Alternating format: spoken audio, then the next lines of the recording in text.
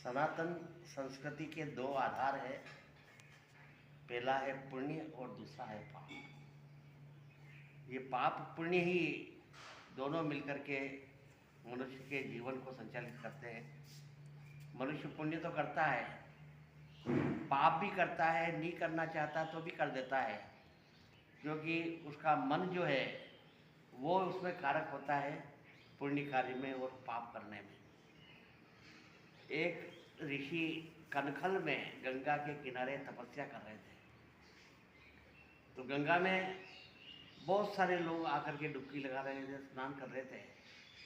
तब उन्होंने सोचा कि इतने सारे लोग यहाँ गंगा में आते हैं, डुबकी लगाते हैं, स्नान करते हैं, ये किस कारण करते हैं। उन्होंने बुला करके एक आदमी से पूछा कि भैया गंगा में स्नान करने के लिए आते हो, क्यों आते हो? कि हम तो इसमें अपने पाप धोने के लिए आते हैं। ऐसा उन्होंने कई लोगों से पूछा तो सबने एक ही जवाब दिया कि हम गंगा में अपने पाप धोने के लिए आते हैं। तो उनके मन में विचार आया कि यदि गंगा में सब लोग बाहर आकर के तो पाप धो देते हैं और चले जाते हैं, तो फिर गंगा में कितना सारा पाप इकट्ठा हो गया और ये गंगा पापी हो गई। और अब ये पाप गंगा में आ गया तो ये पाप जाता कहाँ?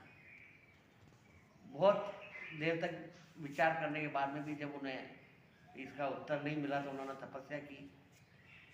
ब्रह्मा जी प्रकट हुए। उन्होंने पूछा ब्रह्मा जी से कि ये गंगा पापी हो गई है, सब लोग आकर के अपने पाप इसमें धो रहे हैं, तो ये पाप जाते कहाँ हैं? गंगा पापी हो गई है। तो ब्रह्मा जी ने कहा ये मुझसे क्यों पूछ रहे हो, चलो अपन दोनों चल के गंगा से ही पूछते हैं। तो दोनों मिलकर गंगा जी के पास गए कि सब लोग पाप करके ना आपके यहाँ आके धो देते हैं, तो पापों की गठरी आपके यहाँ पे इतनी सारी इकट्ठी हुई, पूरे पाप आपके अंदर समा गए और आप पवित्र कहाँ रही, आप तो खुद पापी हो गई। तो गंगा ने कहा नहीं नहीं, ऐसी बात नहीं है, मैं ये पाप अपने पास में रखती थोड़ी हूँ, ये सब मैं समुद्र को सौंप देती हूँ, ये समुद्र के पास में चले जाते हैं, मैं अपने पास में नहीं रखती। तो उन्होंने कहा चलो समुद्र से पूछ लेते हैं। दोनों समुद्र के पास में गए कि ये गंगा सब पाप इकट्ठे करके तुम्हारे अंदर डाल देती है और तुम अब पापी हो गए हो। तो समुद्र का हमने कहा क्या पापी, मैं कोई पाप अपने पास थोड़ी रखता हूँ, मैं तो भाप बना करके ना उड़ा देता हूँ उनको और बादल बन जाते हैं, और मेरे पास में नहीं रहते, वो बादल बन जाते हैं। तो दोनों बादल के पास में गए, तो बादल तुम तो पापी हो, गंगा से पाप समुद्र में आते हैं, समुद्र भाप बना के तुम्हें दे देता है, तुम्हारे पास पाप इकट्ठे हो गए। तो कहा मेरे पास में कहाँ है, मैं इन सब पापों को पानी बना करके ना वापस धरती पे बरसा देता हूँ, और धरती पे वो पाप बरस करके और अन्न पैदा करते हैं, और उस अन्न को मनुष्य लोग खाते हैं।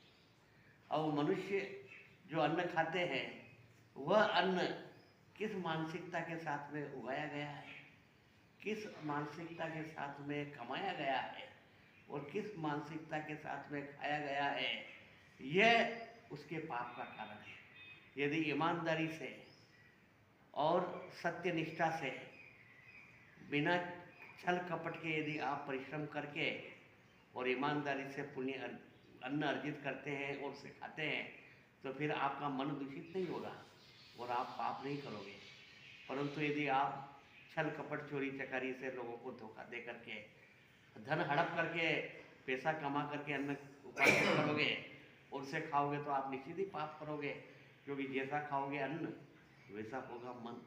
इसलिए हमेशा थोड़ा ही खाएं, परंतु ईमानदारी और सत्य निष्ठा से अर्जित किया हुआ कमाया हुआ धन यदि आप खाएंगे तो आप पाप नहीं करेंगे और उनको धोने के लिए आपको गंगा में जाने की कोई आवश्यकता नहीं पड़ेगी।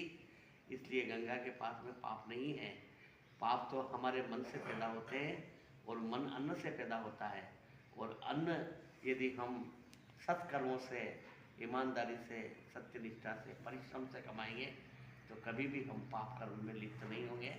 इसलिए ये सनातन संस्कृति के आधार पाप और पुण्य जो है, वो पुण्य तो हम करते हैं पर हम पाप नहीं करें, इसके लिए ज़रूरी है कि हम ईमानदारी का जीवन जिएं और सत्यनिष्ठा से चलें और किसी भी प्रकार का दूषित अन्न न खाएं जो पाप कर्म से